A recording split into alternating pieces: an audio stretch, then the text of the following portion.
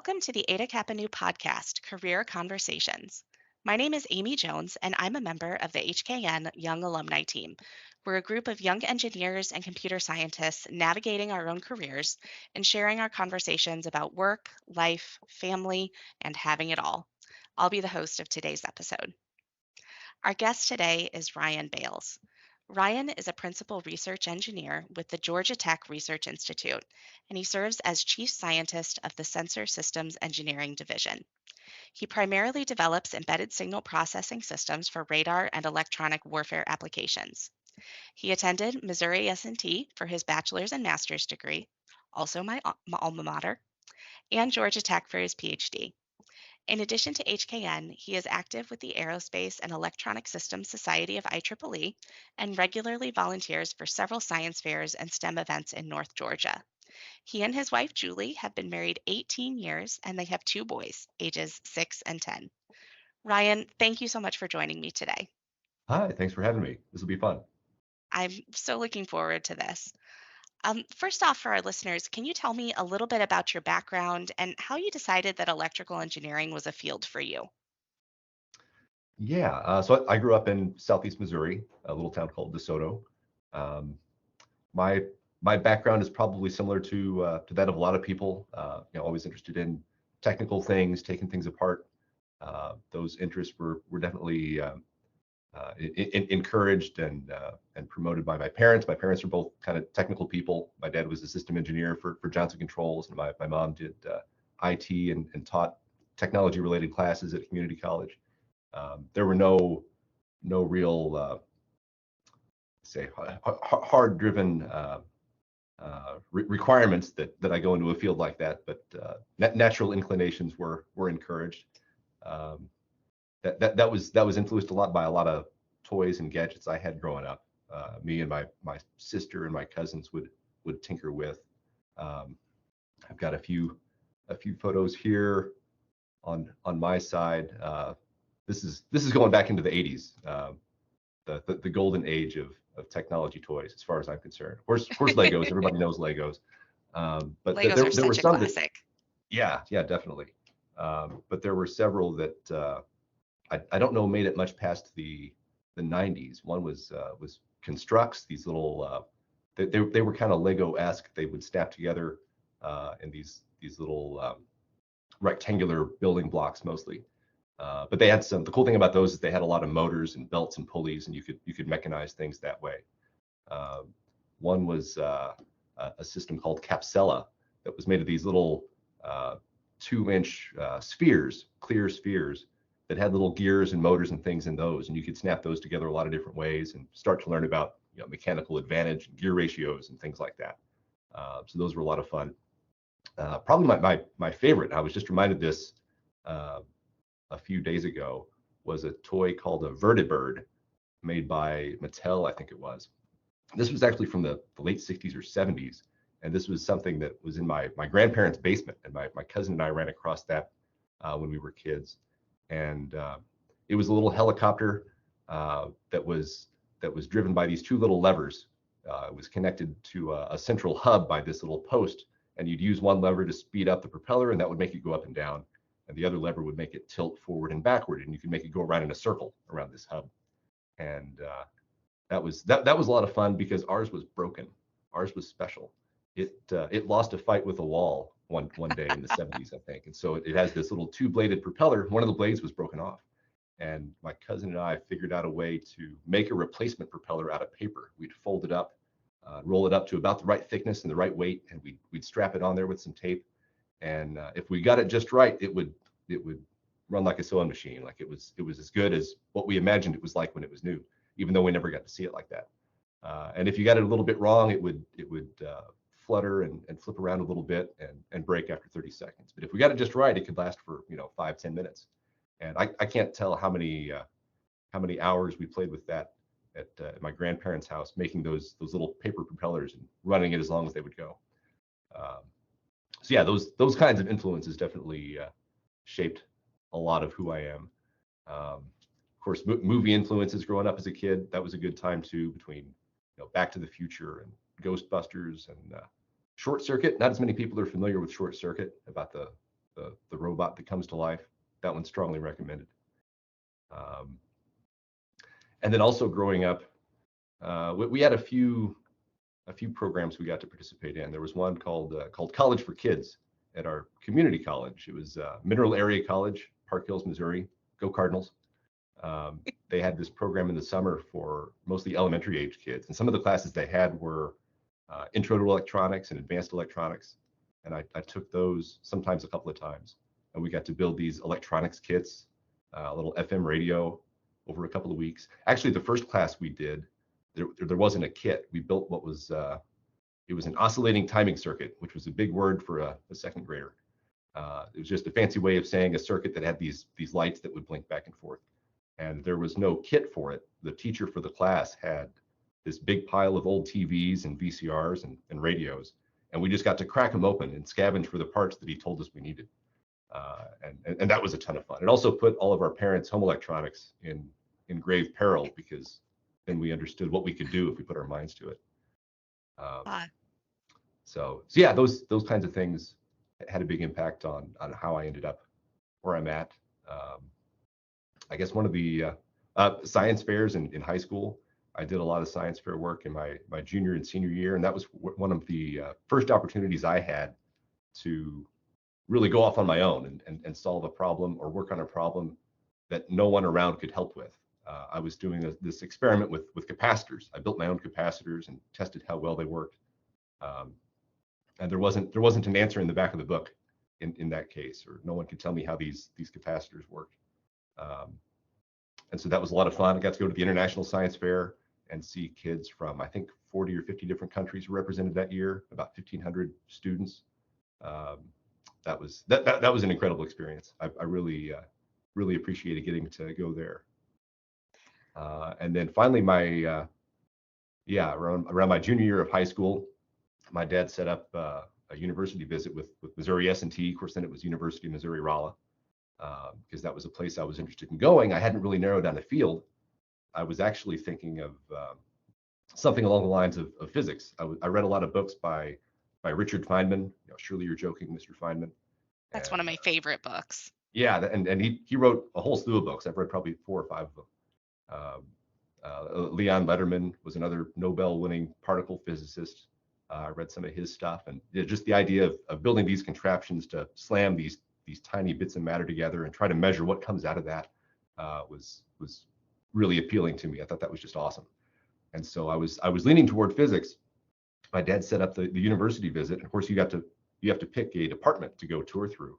And he told me after he called them, I had to pick a department. I know you talked a little bit about electrical engineering too, so I signed you up for that one. We could call back and change it to physics if you wanted to. This was a way of him kind of subtly nudging me in a slightly different direction that probably he thought would pay better, and he was probably right. And I really enjoy where I'm at, so it's hard to argue with his tactics. That all turned out really well. So I really enjoy so many things in that story, Ryan. One thing that like really strikes me is you talk about that helicopter and that impulse of wanting the thing to work and getting the thing to work and kind of mm, that little like excitement. That seems to be something that is, I think, one of the first indications that like a kid is going to be an engineer. Like just kind of chasing that excitement of the thing finally working after you yeah. fix it. The other thing I noticed, you talked a lot about the science fairs that you were a part of, and now you're a volunteer in that Mm. space. Can you talk about, is that why you decided to give back in that way, and how impactful has that been for you? Yeah, my experience as a student going through the science fair definitely influenced my desire to keep doing that, because I was able to see the scope of how many students came together in this fair, all the different projects they were doing. Um, the, the first project I did, I like to say I was the only student at the International Science Fair whose project could have been done totally in a kitchen, because I was just taking wax paper and aluminum foil to make early capacitors that I ran across a description of in a book. And yeah, I rolled up a bunch of those and measured them and tested them. And the project itself wasn't all that phenomenal by itself. In fact, I think my first Circuits 1 lab at Rolla you probably had the same class. One of the first experiments is you make these capacitors out of aluminum foil and wax paper, and that burst my bubble a little bit. But on the other hand, I realized that 3 years before I ever had that class, I invented the same experiment on my own without any external influence. And then my senior year, I did more complicated ones with called electric double layer capacitors, and that was mixing this ground up carbon fiber and different acids. You basically had a lot of the same components as a battery, but the mechanics are a little bit different. And that was where I really went off the rails. That was when I got into territory where there was no book that I had access to, pre-internet where we were, to look up the answers or find out about resources. So I had to go through the entire process of, how do I make these things? How do I get carbon powder? Well, it turns out you can buy some if you have a lab order form and the right catalog. But I was taking charcoal from Walmart and grinding it up with a hammer down in the basement and sifting it through a pasta strainer. I took a lot of grief from that from Dad. It was a long time before we could have pasta again. But yeah, those experiences of really get to go off on my own and explore a topic that no one could point me to the answer, having to invent the whole process, not just the experiment. The experiment was testing different acids and metals and things like that, and seeing how that affected the capacitance. But I learned a lot more than that in the process of having to construct the experiment and how to build the apparatus. There's a lot of that goes into every experiment that you don't necessarily think about. Yeah, that was where I really got to strike out on my own and get a real engineering experience, especially on the construction of the apparatus and all the materials I needed to do the experiment. That wasn't necessarily an advertised part of the project. It was just a means to an end. But yeah, my experience there and seeing all these students do work. Some of them were doing like graduate level work, and some of the students I see today, as a judge at regional and state fairs, I'll see kids that are doing work that could easily be a master's project, and they're doing it as a 10th or 11th grader. They and not all of them have access to university research labs or things. They're trying to cobble things together in their basements and their garages, and it's a lot of fun to talk with them, and it's a big encouragement for them because they can finally talk with people who know a little bit about what they've gone through and how some of their experiment works. Some of them get way down into the weeds about programming and AI and robotics and sensors and all these things. And sometimes, depending on where they're growing up, there's not a lot of people they can talk to about that kind of stuff. And so it's a lot of encouragement to them, and it makes me feel good to see what new generations are coming up with, and how they're someday they'll be working right down the hall from me, most likely. Absolutely. I really appreciate your point about a community being so important for people Mhm. who are learning and coming up in engineering. And that's one of my favorite things about HKN is kind of the attitude towards creating that community and that legacy. So it's really meaningful and makes me happy to see you sharing that in your volunteer work outside of the organization as well. So rewinding a little bit, obviously education is really important to you. You have a master's degree and your PhD. Um, was there ever a decision point for you between industry and academia? And if so, kind of how did you decide what path you wanted to follow? That's yeah, that's a good question. That's actually an issue I thought I would wrestle with more as I've navigated my career. I originally planned 18 years ago to finish my master's, work someplace, probably industry related, to kind of gain some perspective on what topic I might pursue for a PhD, and then go back to grad school. And I thought I might like to teach eventually, but wanted some industry experience so I'd have something to teach. But then things didn't work out quite like that. My wife got a job offer with Cargill here in Georgia as a chemical engineer, and so that brought us to Georgia in the first place. It's just down the road from Atlanta with Georgia Tech, and I thought, well, this is probably as good a time as any to buckle down and do the PhD. So I just went straight into the PhD. But then I got involved with GTRI as a graduate research assistant within about a year of starting, and I've had a fantastic time here for almost 16 years. So I guess circling back to your original question, deciding between industry and academia, that was that was always the binary option that most people talked about. But then I discovered that there are a lot of research-oriented organizations like this that kind of blur the lines between the two, that offer a lot of the self-determination that we associate with academia, the freedom to pursue your own interests, but then also the mission-focused product development and prototyping and the applied research that you find more of in industry. So it doesn't have to be a decision necessarily between one or the other. A lot of my effort goes into designing and testing prototypes. We don't mass produce products as industry tends to do. It's still very research focused as we figure out these cutting edge ways of doing things that our sponsors need. I still get to publish. I teach short courses on a few topics, not full university classes, but those options exist too. Some of my colleagues do full-time classes on the side each semester. But developing a system or a prototype for a customer and getting to take it out into the field and operate it, see how it does in the wild, and help them solve their problems in a very hands-on way. I get a lot of satisfaction out of that.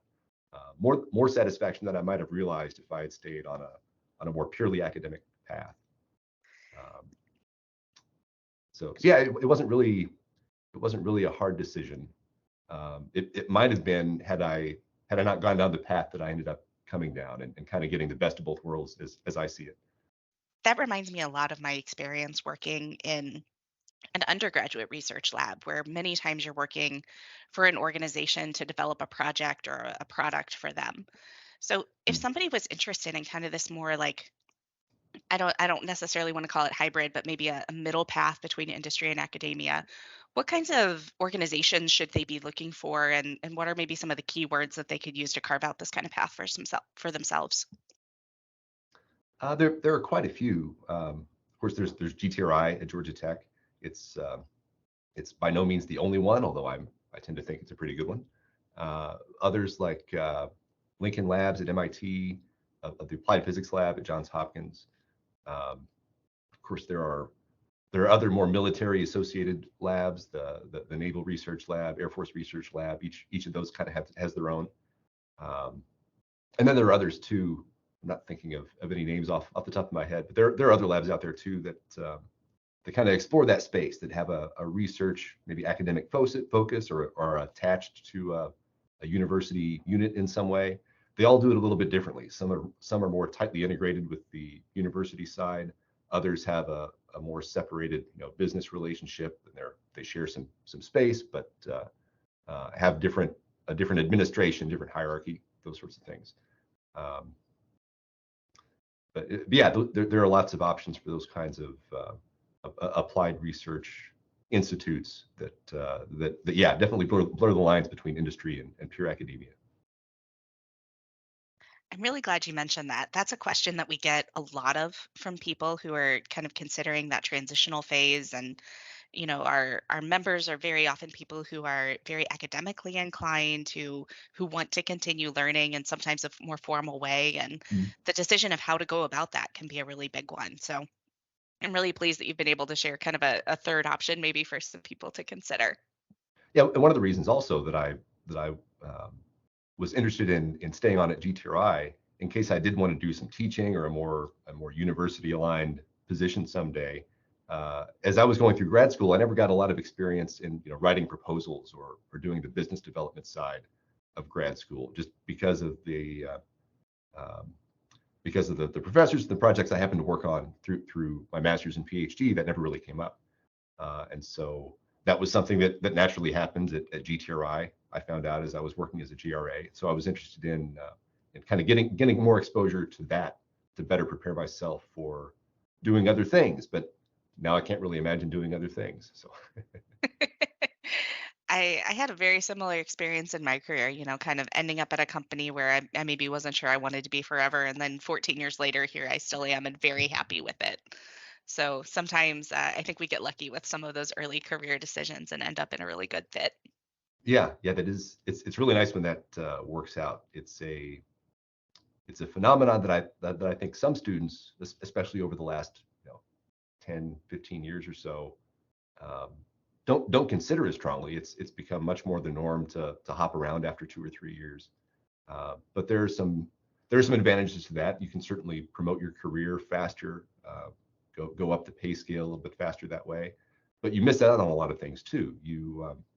you don't get as much of the satisfaction of sticking with a project long term and being relied on to provide answers and sustain it over the course of 5, 10 years if you're moving around quite as much.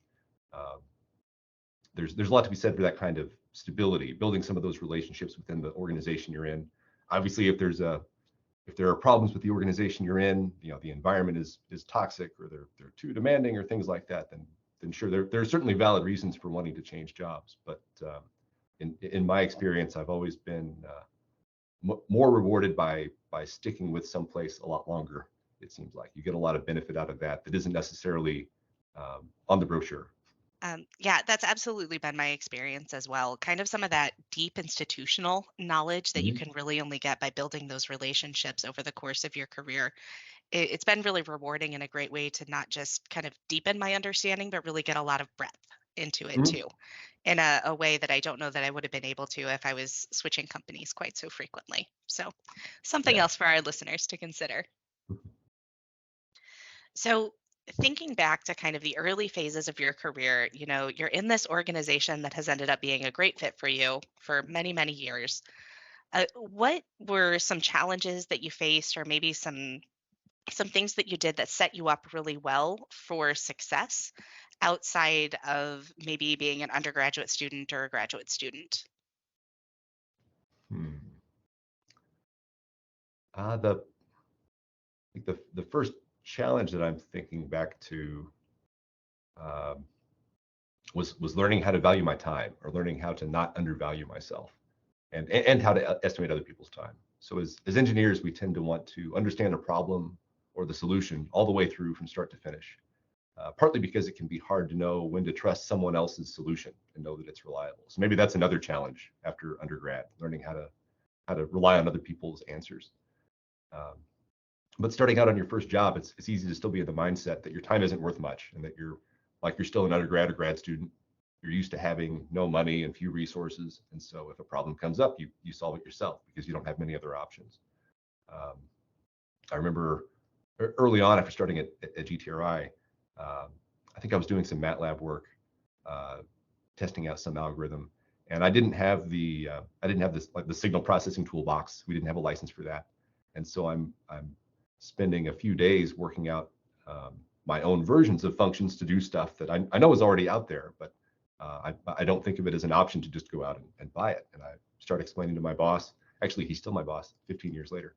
Um, I was explaining to him what I was doing, and he scratched his head and said, "That's dumb. Don't do that. Go down to the IT people and tell them you need this license, and that I okayed it, and we'll pay the $1,000 and we'll get the license, because we don't need you to solve this problem. We need you to solve the problem that solving this problem enables." I said, "Well, yeah, I guess that does make sense." So getting over that hurdle of not automatically undervaluing yourself and just treating yourself as a student. I think a lot of people go through that, but I got over pretty quickly that day. I think that's such a common thing. One of the things that we have to work with interns a lot in my experience is, hey, if you're going to work on something and you get stuck for more than a day or two, you need to come and ask a question, Mhm. because you only have so much time and we need you focused on, like you said, the bigger problems that we're asking you to solve here. So kind of getting that threshold of what's the right amount of time to struggle with something and to dig into it, and when is it time to come and ask a question, or Yeah, in your case to purchase a yeah, toolkit. to just buy the answer. Yeah. Uh, So, Ryan, now that you're senior in your work, um, do you work seasoned. We like the word seasoned. now that you're seasoned and experienced, are there any unique challenges you think that people kind of newer in their careers are facing today that maybe you didn't have to face earlier? Hmm. Yeah, I think kind of related to what we were just talking about, an important skill, or an important character attribute maybe, is is acknowledging what you don't know, um, and not being afraid to ask a question. Kind of like you were talking about, feel free to work on something for a day or two, but if it's still stumping you, come forward and ask. And yeah, that's a problem that we run into also. Um, Making sure people feel comfortable enough in their role in the organization, that they can come forward and ask people. And it doesn't have to be a real formal thing. It could be a colleague, more of a peer and not necessarily a manager. But yeah, just recognizing the limits of what they know, and asking intelligent questions, picking out the pieces that they need, and then being able to run off and work with that. And not, you got to find the balance between asking useful questions and constantly bothering a person every 5 minutes, and not wanting to go off and actually solve the problem yourself. You gotta walk a fine line there. Um, Figure out what it is you really need from the person, and figure out how to apply that to your problem in like a 5-minute conversation, and then feel confident enough to go off and, okay, I'm going to work on this for a day, and see where that gets me. Yeah, that's an important characteristic in someone that other people enjoy working with. Absolutely. And I think a strong piece of that is kind of getting to trust your own problem solving skills, Mhm. and to know that, hey, I even if I don't have the answer right now, I just need to get to the next step in this problem. Or, maybe I need to get over this obstacle and then I'm going to be able to figure it out. So having that self-confidence and self-assurance that you're going to be able to get there without having somebody necessarily hold your hand the entire way. Yeah, yeah. One of the great things about working in engineering after graduating is working on a problem and finding out that no one else knows the answer either. For years, all through school, we grow up with this kind of safety net in the back of our minds that someone has already worked out all the answers to these problems, and it's our job as students to learn how they did it or to apply the same concepts that they did. But then encountering a problem that you get to solve yourself. That's where the creativity and the ownership really kick in. Um, I think I first really encountered that in mostly in grad school for a master's and PhD. Working on topics that there was certainly literature about, but no one was hands down solving the exact problem I was looking at. Um, you start to see that too in maybe some of your advanced, computer science and engineering classes. I remember a data structures class I had at Rolla. Um, that was the first time I wrote a program that took a measurable amount of time to run. I think it was one of those traveling salesman problems or something like that, where we had to build up this data structure in C, and get it to run. And the teacher gave us this list of cities and I think their GPS coordinates and what the paths were between them and how long it took to get there. We had to load all that into this data structure, and then write the supporting code around it to use that data structure to solve, how long would it take a person to visit each city in the minimum amount of time. And it was just such a kick to get most of the bugs worked out and run it in its entirety for the first time, and see that this is going to take half an hour to run. It's the first time I got to write a program that wasn't so trivial, like you do in most of the intro computer science classes, that um, the program's already done by the time you press enter, after you enter everything on the command line. Um, that's an early sense of satisfaction that maybe you're doing something worthwhile after all. And likewise, as you go through grad school, or you start taking on your first job assignments after undergrad, um, the training wheels come off a little bit, and you get to go out and figure out not just the solution, but how to solve the problem on your own. What approach makes sense, with appropriate guidance, of course. Of course. I want to pivot a little bit and into talking about maybe some of the areas outside of your job. So you have obviously an exciting, very deep position at work. You have a family with small children. You do extensive volunteering. You're very involved with Ada Kappa Nu. How do you keep all of those plates spinning in a work-life balance sort of sense? Uh, my my success is balancing those varies a lot from day to day and week to week. Um, I think the biggest trick that comes to mind is finding ways of making those things overlap. Finding activities that let you combine family time and volunteering time, or work time and volunteering time. Um, for instance, my wife and I are water quality assurance volunteers with the Georgia Adopt a Stream program. And every month we go out to the river and the creek behind our house, and we test water quality, pH, dissolved oxygen, all those things. And we often take the kids out with us, and they help us measure temperature and mix the different chemical test vials and watch the colors change for the pH, and all that kind of thing. And that's a lot of fun. That's something we can do together. And it's also a strange but valuable combination of being technical but isn't tech focused. It's not technology for technology's sake. It's incorporating this appreciation for nature. Um, I'm fortunate to work for a company that explicitly supports volunteering and professional service. Professional service sounds like an oxymoron, but that's just volunteer service to the profession, to the engineering profession in this case. It's a profession that's given me a great deal. If it weren't for the technical and ethical standards set by the community of engineers that came before me, especially in the last 200 years or so, I couldn't do what I do today. So I've talked about finding ways to double dip work and family and volunteering time. And you can take that too far. It's definitely important to reserve time to focus on those things individually. But it's also important to my wife and I that our kids see us volunteering and for them to understand what that means and why we do it, why we give back in the ways that we do. I really love those ideas. Um, it seems like a really great way to connect your values with kind of the actions that you're taking and to instill that within your family. So Mm. I think that's a really great tactic there. And those things, I'm not sure how this fits into the the answer yet, but Please. all those things are hard to separate. We talk about separating work time and family time and work-life balance, and there's there's a certain amount of truth to that, but there's also some truth in knowing that you are an embodiment of all those different things, and all that stuff is going on all the time, and it's hard to just flip a switch and totally switch over from one to another. Um, I'm I'm a dad and a husband when I'm at home, but I'm also still an engineer, and they're well aware of that. um, so yeah, I think you can stress yourself out sometimes trying to force a clear separation between those two. I think it's healthy to find ways of letting those different aspects of your life intermingle. So my kids can see the kinds of things that I do, and they can see some of the volunteering stuff, and yeah, incorporating um, personal experiences as part of making friendships with colleagues at work. All those things kind of blend together. There's probably a more succinct and brilliant way of saying that, but that's what I've got right now.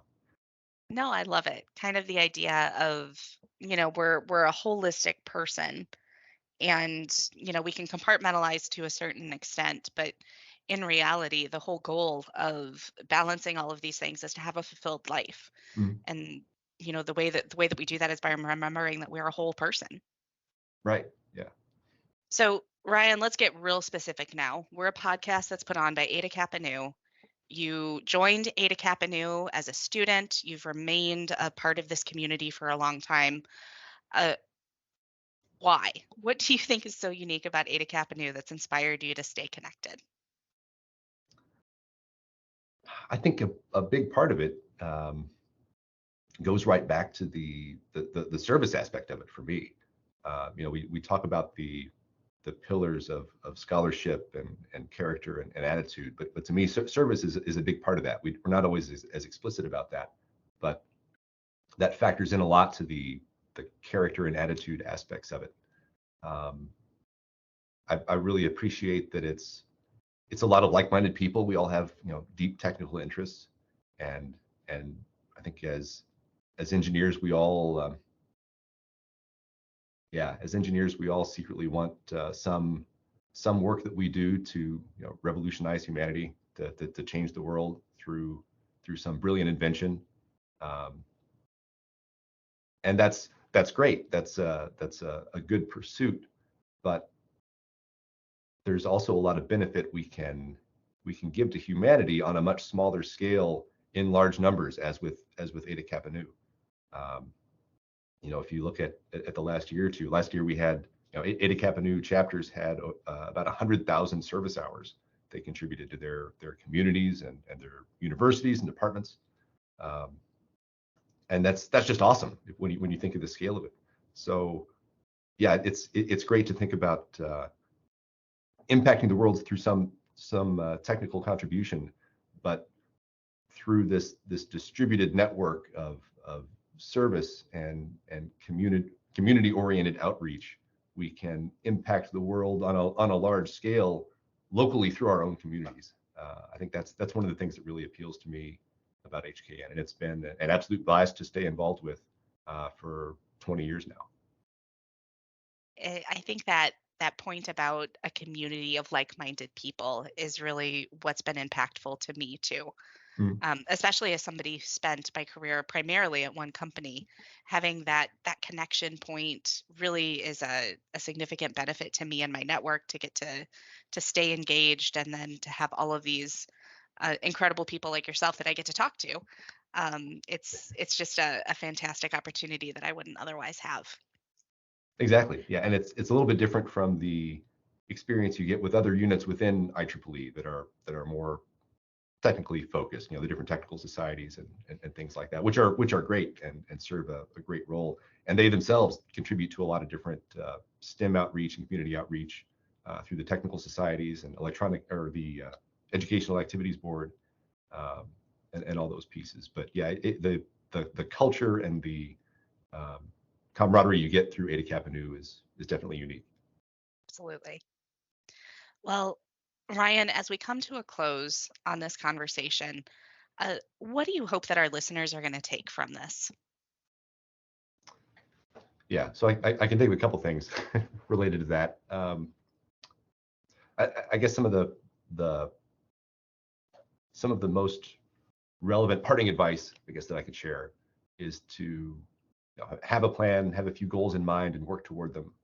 And as you're doing that, people will see how good you are at what you do and how enthusiastic you are, how fun you are to work with, and you'll get invitations from there to go do other things that you didn't know existed. Um, I can I can trace the arc of my career all the way back to one night during my bachelor's, coming out of the campus library at about 1 in the morning and running into a professor that I'd meant to talk to about a senior thesis topic and how that might turn into a master's thesis. And I met with him later that week and started working on this project that neither of us was really familiar with yet. And that started me down this winding path of computer vision and FPGA design and eventually radar. And it's funny because during undergrad, I'd kind of ruled out all those things as career interests. I'd had a bad experience with FPGAs in a couple of labs. I thought, well, these are terrible. I never want to use those again. Partly because we didn't use them in a way that illustrated what they were really good at. They were just kind of a tool for the lab. And and now I think they're the greatest things in the world, and I use them all the time. I never actually had any radar classes, but I wasn't very interested in that at the time because I thought, hasn't radar been around since like the 30s? What's left to do there? That's like a solved problem. And then as I started working with some of the folks here at GTRI, I saw what people were doing with it and all the great things you could do, and I got really excited about applying skills I already had gained and working on, in a new field. But it was that winding path that led to me acquiring those particular skills that GTRI happened to be looking for in the spring of 2008. And that's how I got started. Oh, and that's that's another really good testimonial for Eta Kappa Nu, because the professor I ran into that night outside the library was Steve Watkins at Missouri S&T, who was and still is an advisor for the HKN chapter there. And that was how I got to know him a few years earlier before I talked with him. So there you go. I owe it all to Eta Kappa Nu. I think as you're looking for career options, especially research-oriented ones, as you finish grad school, don't limit yourself just to big companies that focus on the same niche technical areas that you focused on for your thesis. In doing research, you pick up lots of other valuable skills that might be peripheral to your research question, but can be applied in a lot of other domains. It's common to want to find a company that's interested in your exact research, and you finish your PhD, and these companies will come to you and say, "Oh, please come work for us. You're gonna solve all of our problems. Songs will be written about the heroics that you've given us this day." But there are a lot of things you develop, other skills like maybe you're applying machine learning to AI for driving cars, but the skills that you pick up in doing that AI work might apply to some kind of a geophysical exploration company or something doing mapping for earthquakes and things like that. You could apply some really deep, valuable skills that weren't really your focus, but by golly, now you're good at them. And you could apply it to a totally different area that you didn't know existed.